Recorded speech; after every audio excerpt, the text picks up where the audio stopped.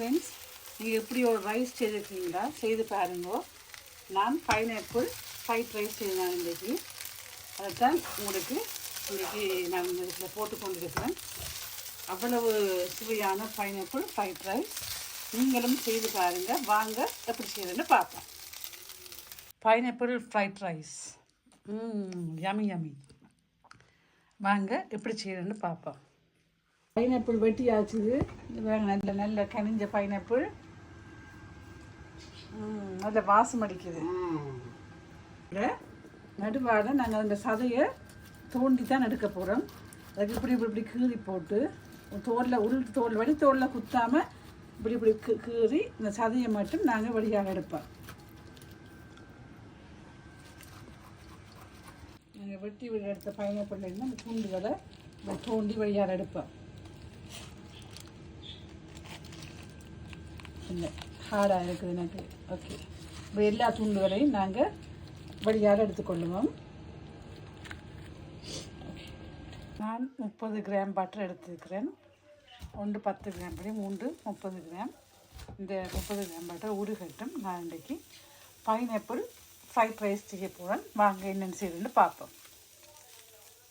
இப்போ மீடியம் ஃப்ளேமில் வச்சுக்கொள்ளுங்க. ஒரு வெங்காயம்,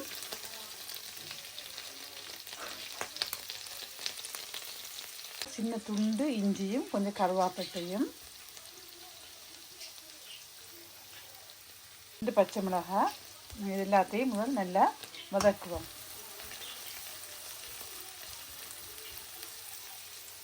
கிரீன் பீஸ் அல்லது பச்சை பட்டாணி, ஒரு கேரட் நல்லா நாங்கள் வதக்கி விடுவோம்.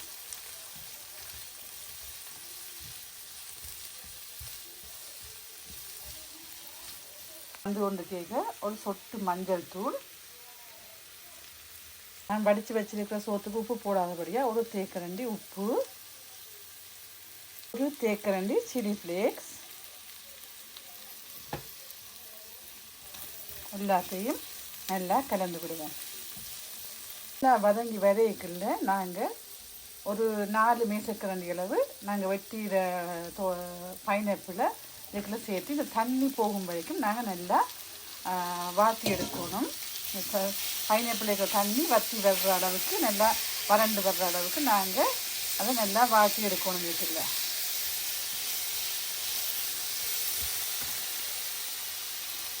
இந்த கலர்ஃபுல்லாக இருக்குது. இந்த பைனாப்பிள் இருக்கிற தண்ணி விட்டு கொண்டு இருக்குது. இந்த பைனாப்பிள் இருக்கிற தண்ணி விட்டு நல்லா கொஞ்சம் வதங்கி வரைக்கும். இதோட தேக்கரண்டி அளவுக்கு சொட்டு பெருஞ்சீரகத்தூள், தேக்கரண்டி அளவு மிளகுத்தூள்.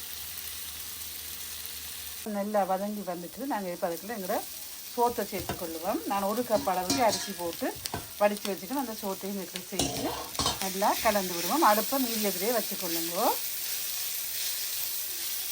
1 மேசக்கரண்டி அளவு லீக்கை சேர்த்துக்கொள்கிறேன். எல்லாத்தையும் சேர்த்து நல்லா நாங்கள் இப்போ கலந்து விடுவோம்.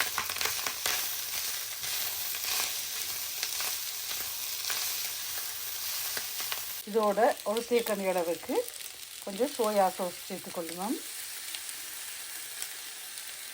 1 மேசக்கரண்டி அளவு ஸ்வீட் சில்லி சாஸ் சேர்த்துக்கொள்ளுவோம். இதையும் நல்லா கலந்து விடுவோம்.